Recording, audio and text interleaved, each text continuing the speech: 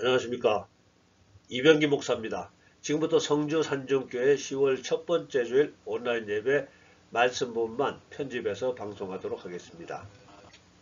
말씀 나눌 내용의 제목은 예수님의 살을 먹고 피를 마신다 라는 말의 뜻은 무엇인가 이렇게 정했는데요. 제목이 좀 이상하죠. 본문 말씀으로는 요한복음 6장 54절에서 55절 내 살을 먹고 내 피를 마시는 자는 영생을 가졌고 마지막 날에 내가 그를 다시 살리리니 내 살은 참된 양식이요 내 피는 참된 음료로다. 예수님의 살을 먹고 피를 마셔야지 영생을 얻는다는 것입니다. 오늘 본문 말씀 가지고 많은 신학자들이 여러 다양한 해석들을 주장하고 있습니다. 저는 그 중에서 가장 성경적으로 부합되게 예수님의 뜻을 전하도록 해보겠습니다. 6월절이 가까운 어느 날 갈릴리 바다 인근 들판에서 예수님은 보리떡 5개와 물고기 2마리로 5,000명을 먹이셨습니다. 배부른 청중들은 열광했고요. 예수님을 억지로 잡아서 그들의 임금을 삼으려고 했습니다. 예수님은 그들을 피했으나 그들은 배를 타고 멀리 가버나움까지 쫓아왔습니다. 예수님은 자기들을 쫓아오는 그들에게 이렇게 말씀하셨습니다. 썩어지는 양식을 먹으려고 애쓰지 말고 썩지 않는 양식을 먹기 위해서 애쓰도록 해라. 내가 바로 그 썩지 않는 양식을 너에게 주겠노라. 이런 말씀입니다. 즉 너무 1차원적인 사고에 머물러 있지 말고 차원을 좀 높여서 살아라. 이런 뜻으로 해석하면 되겠죠. 자, 그러자 그들은 그때로부터 1500년 전 출애굽 시에 자기들이 선조 모세는 광야에서 이스라엘 백성들에게 만나를 주었는데 예수님이 주실 양식은 과연 어떤 음식인가 이렇게 묻게 됩니다. 먼저 그들의 조상들이 광야에서 먹었다는 만나 그 양식이 어떤 건가 보면요. 출애굽기 16장 31절 이스라엘 족속이 그 이름을 만나라 하였으며 가시 같고 희고 맛은 꿀 섞은 과자 같았더라. 이렇게 꿀 섞은 과자가 같았는데요. 예수님이 주신다는 양식도 만나 같은 종류입니까? 이런 질문이겠죠. 그리고 예수님의 대답은 요한복음 6장 33절 하나님의 떡은 하늘에서 내려 세상에 생명을 주는 것이니라. 즉 너희 조상들이 먹었던 광야의 만나는 시간이 지나면 다시 배고팠을 거지만은 예수님이 주시는 참떡은 하늘에서 내려 세상에 생명을 주는 것으로 배고프지 않게 될 것이다. 이 말씀입니다. 여기서 잠시 광야에서 먹었던 만나를 좀 더 소개하겠습니다. 오늘 이야기가 있던 시점으로부터 1500년 전 이스라엘 백성들이 출애굽을 하던 때 애굽에서 노예와 같이 노역에 시달리던 이스라엘 백성들이 모세의 지휘하에 애굽을 떠나 홍해를 건너고 광야에 들어선 지 2달이 지나자 백성들이 불만이 터져나오기 시작합니다. 가지고 온 양식이 다 떨어졌기 때문인데요.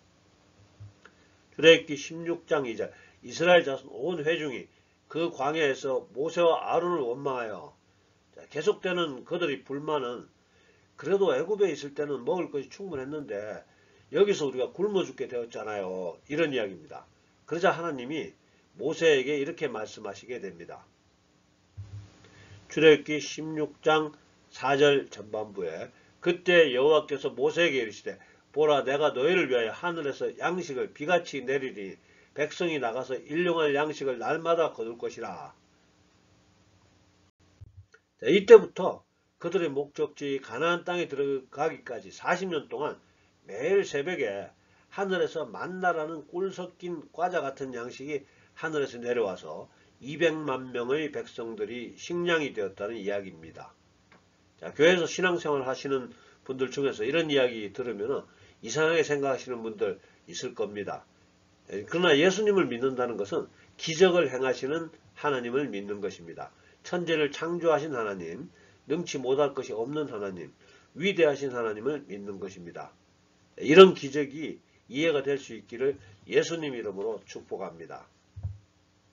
오늘 이야기 계속합니다.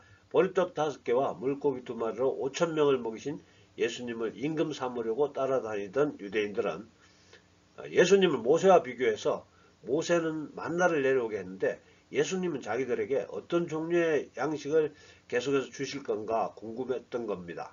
그리고 예수님은 유대인들에게 죽고 썩어질 육신을 위한 양식에만 몰두하지 말고 썩지 않는 영원히 존재해야 되는 영혼의 양식에 대해서 관심을 좀 가져라, 이렇게 말씀을 주신 거죠. 이 말을 들은 그들은 주여 그 양식을 우리에게 주소서, 이렇게 간청합니다. 유대인들은 예수님이 말씀하신 참떡을 아직도 입으로 먹는 음식으로 생각한 겁니다. 그러자 예수님은 요한복음 6장 35절 예수께서 이르시되 나는 생명의 떡이니 내게 오는 자는 결코 줄이지 아니할 터이요 나를 믿는 자는 영원히 목마르지 아니하리라.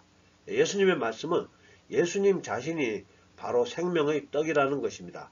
예수님을 믿고 예수님께 가까이 다가서는 사람은 생명의 떡을 먹게 되고 영생을 얻게 된다는 것입니다. 유대인들은 예수님 말씀을 도저히 이해할 수가 없어서 수군대기 시작하고요. 계속해서 예수님은 자기의 설명을 보완해 주십니다. 오늘 본문의 말씀인데요. 내 살을 먹고 내 피를 마시는 자는 영생을 가졌고 마지막 날에 내가 그를 다시 살리리니 내 살은 참된 양식이요 내 피는 참된 음료로다.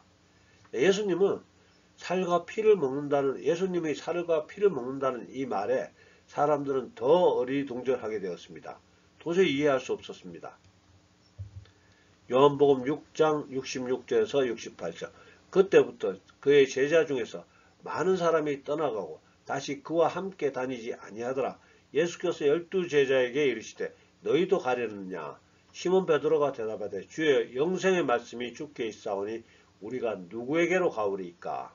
자, 많은 사람들이 머리를 절레절레 흔들면서 떠나가고 드디어 소수의 사람들만 남게 되었습니다. 자, 어떻게 여러분들은 좀 이해가 되시나요? 히브리 말에서 살과 피는 사람 전체, 즉 홀맨을 의미한다고 합니다.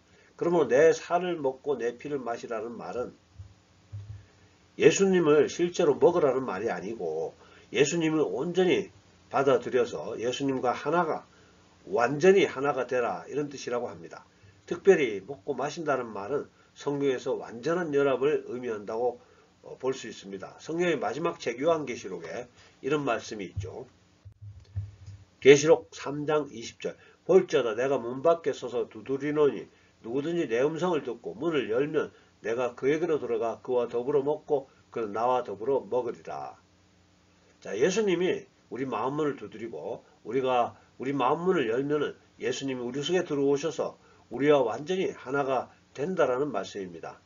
음식 먹는 이야기가 아니고요. 자, 다른 표현으로 하면은 생명의 떡이신 예수님을 완전히 영접하면 영생을 얻는다는 것입니다. 자, 이 이야기 진행 과정을 다시 되돌아보면은 오병이의 기적이 있었고요. 그리고 예수님이 떡을 주시는 분으로 생각하고 임금 삼으려고 따르는 사람들에게 썩어 없어질 육체의 만족만을 위한 떡조거리만 찾지 말고 영원한 생명을 주시는 예수님 그 본체를 찾으시고 또 구하고 받아들여라, 이런 말씀을 주신 것입니다. 자, 그렇다면 질문이 있습니다. 왜 예수님은 모든 사람들이 다 잘 알아들을 수 있는 일상적인 말씀 내지는 좀 더 이해하기 쉬운 말씀으로 가르치시지 않고 살과 피를 먹으라, 이런 어려운 말씀을 하심으로써 많은 사람들을 혼란스럽게 하고 예수님을 떠나게 하셨을까요? 오늘 본문의 말씀이죠. 내 살을 먹고 내 피를 마시는 자는 영생을 가졌고 마지막 날에 내가 그를 다시 살리리니 내 살은 참된 양식이요 내 피는 참된 음료로다. 이 말씀을 듣고 많은 사람들이 예수님을 떠나가게 됩니다. 자, 뿐만 아니라 이 말씀으로 인한 오해로 초대교회가 로마 제국 시민들에게 엄청난 핍박과 조롱을 받게 됩니다. 그 사람들은 아니 사람이 살을 먹고 피를 마신다니 그 사람들은 식인종이냐, 이런 오해를 불러일으키게 되었다는 것입니다. 자, 왜 이렇게 오해받을 수 있는 말씀을 하셨을까요? 예수님은 예수님의 말씀을 듣는 세상 모든 사람들이 자기 말씀을 이해하는 것을 원하시지 않았던 것 같습니다. 즉 예수님이 이 땅에 오시기 700년 전에 하나님이 이사야 선지자에게 주셨던 말씀입니다. 이사야 6장 9절에서 10절 여호와께서 이르시되 가서 이 백성에게 이르기를 너희가 듣기는 들어도 깨닫지 못할 것이요 보기는 보아도 알지 못하리라 하여 이 백성의 마음을 둔하게 하며 그들의 귀가 막히고 그들의 눈이 감기게 하라. 염려하건대 그들이 눈으로 보고 귀로 듣고 마음으로 깨달아 다시 돌아와 고침을 받을까 하노라 하시기로. 하나님은 말씀을 주시면서도 깨닫지 않기를 바라시기도 한다는 뜻입니다. 그러니까 예수님의 말씀은 모든 사람이 깨닫게 하도록 주신 말씀이 아니라는 뜻입니다. 당연히 예수님은 얼마든지 세상 모든 사람들을 설득시킬 수 있는 분이십니다. 예수님은 돌들이 찬양하게 만들 수도 있는 분이십니다. 그러나 예수님은 우리처럼 택하신 자들만이 예수님의 말씀을 깨닫기 원하신다는 뜻이죠. 사도 바울도 로마에 들어가서 복음을 열심히 전하는데 사도행전 28장 24절 그 말을 믿는 사람도 있고 믿지 아니하는 사람도 있어. 이처럼 사도 바울이 설교를 해도 못 알아듣는 사람들이 있고요. 뿐만 아니라 예수님 당시에 예수님이 설교를 해도 못 알아듣는 사람들이 있었고요. 당연히 제가 설교해도 또 여러분들이 전도해도 못 알아듣는 사람들이 있다는 것입니다. 한 번은 예수님의 제자들도 예수님이 그냥 쉽게 말씀을 전하시면 될 텐데 자꾸 비유를 들어서 설명하시므로 예수님 말씀을 이해하는데 어려움을 느껴서 예수님께 질문합니다. 예수님 왜 그냥 쉽게 단도직입적으로 설명하면 안 됩니까? 예수님의 말씀입니다. 마태복음 13장 11절 대답하여 이르시되 천국의 비밀이 아는 것을 너희에게는 허락되었으나 그들에게는 아니 되었나니. 이 세상에는 마귀의 종들이 있다는 것입니다. 그리고 그들에게는 비밀을 유지하시겠다는 예수님의 뜻입니다. 참고로 개인적인 이야기 하나 합니다. 제가 성령 충만해서 복음을 열심히 전하고 다니던 때가 있었습니다. 저는 매일매일 놀라운 경험들을 하고 또 신기한 성령의 감동을 느꼈기 때문에 복음을 전하면은 제 복음을 듣게 되는 분들도 모두 아멘으로 하답하면서 복음을 받아들일 것으로 기대했었습니다. 근데 실상은 그렇지 않았죠. 핍박과 조롱과 멸시와 불이익만 받게 되었습니다. 그때 제가 하나님을 원망하면서 항의했을 때 받았던 성경 말씀 중에 한 구절입니다. 마태복음 7장 6절 거룩한 것을 개에게 주지 말며 너희 진주를 돼지 앞에 던지지 말라. 그들이 그것을 발로 밟고 돌이켜 너희를 찢어 상하게 할까 염려하라.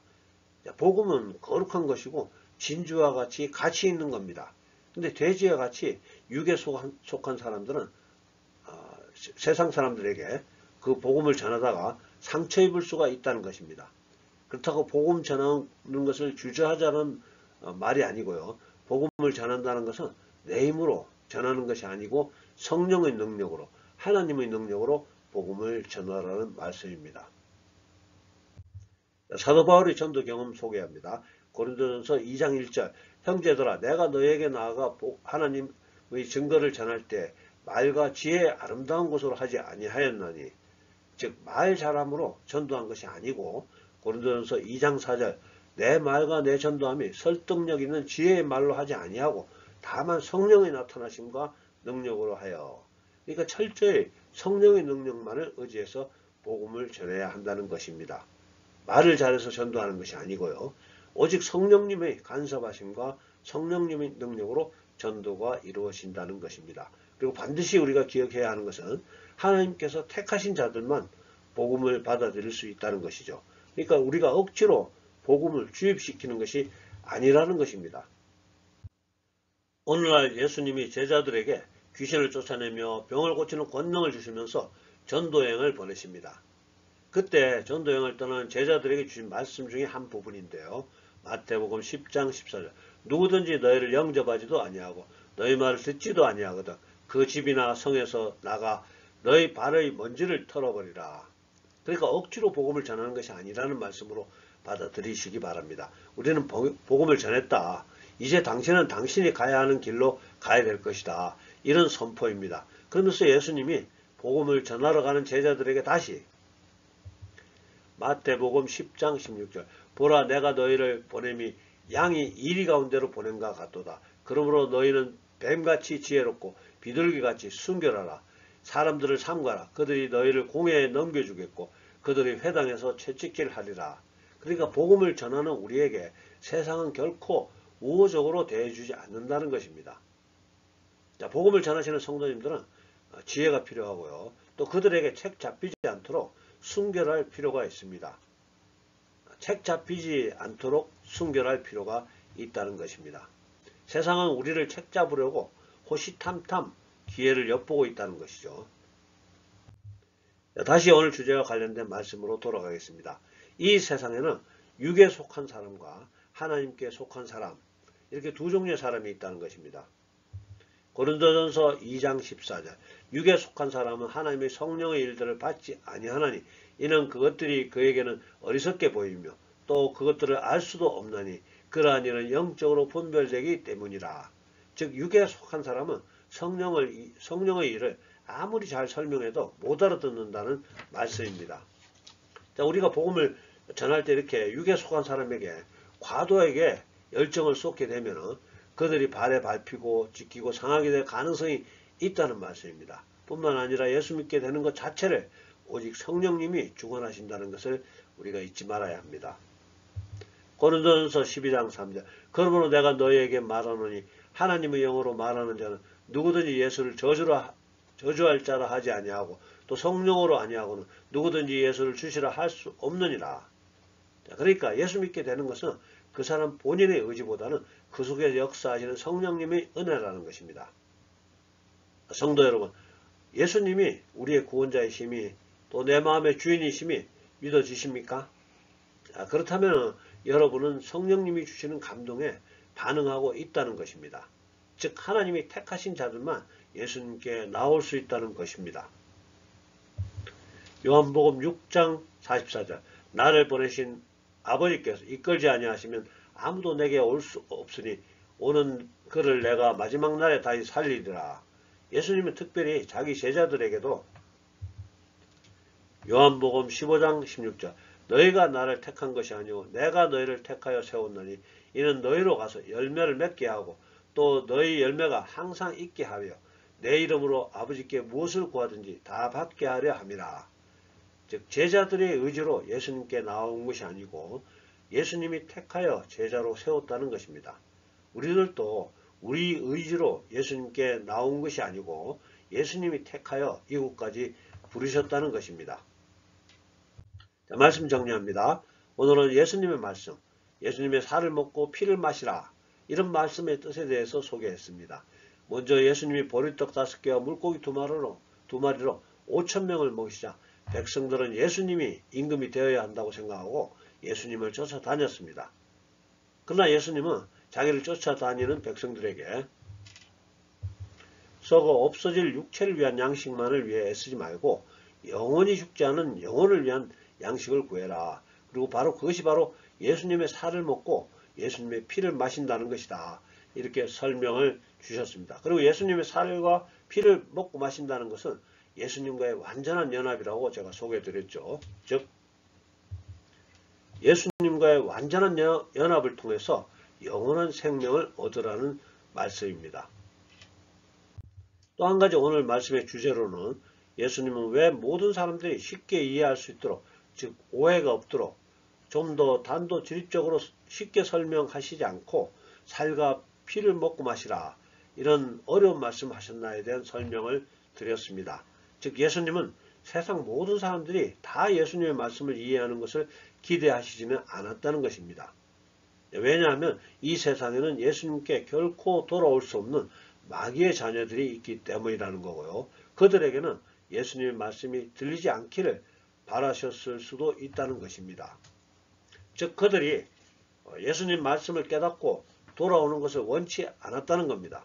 그래서 우리가 세상 속에서 복음을 선포하게 되면 오직 하나님께 택함을 받은 자들만 우리가 전하는 복음을 깨닫고 반응할 것이고, 또 다른 한편의 사람들은 결코 복음을 깨달을 수 없다는 것입니다. 오늘 이 말씀을 함께 듣는 우리 모두는 한 분도 빠짐없이 오늘 말씀이 잘 이해되기를, 하나님이 택한 백성인 분들이기를 예수님 이름으로 축복합니다. 기도하겠습니다. 사랑과 은혜 풍성하신 아버지 하나님, 오늘도 사랑하는 주의 자녀들을 택하시고 부르시고 또 이렇게 함께 말씀을 듣게 하심을 감사합니다. 오늘 우리는 예수님의 살을 먹고 예수님의 피를 마신다는 것이 예수님을 온전히 우리 마음의 주인으로 받아들이는 것이며 또 예수님과의 완전한 연합임을 깨닫게 되었습니다. 그리고 예수님과의 완전한 연합으로 우리가 영생을 얻게 되는 것임을 알게 되어 감사합니다. 오늘도 예수님과의 완전한 연합을 기대하며 예배에 참석한 주의 백성들 주님 성령으로 기름 부어 주시옵소서. 예수님과의 완전한 연합을 이룬 주의 백성답게 능력 있는 삶을 살아갈 수 있도록 축복해 주시옵소서. 우리의 삶을 통해서 예수님의 능력이 나타날 수 있도록 성령의 능력이 나타날 수 있도록 은혜를 더하여 주시옵소서. 세상에 끌려가지 않고 세상을 이기고 세상 속에서 예수님의 영광을 나타낼 수 있는 능력 있는 주의 백성 다 될 수 있도록 축복해 주시옵소서. 지금은 우리 구주 예수님의 은혜와 아버지 하나님의 극진하신 사랑과 성령님의 감동과 교통하심이 오늘 예배에 참석한 우리 모두에게 또 우리들이 가정과 일터와 섬기는 교회 위에 지금부터 영원토록 함께해 주셨기를 간절히 축원하옵나이다. 아멘. 네, 감사합니다. 할렐루야. 다음 주에 뵙겠습니다.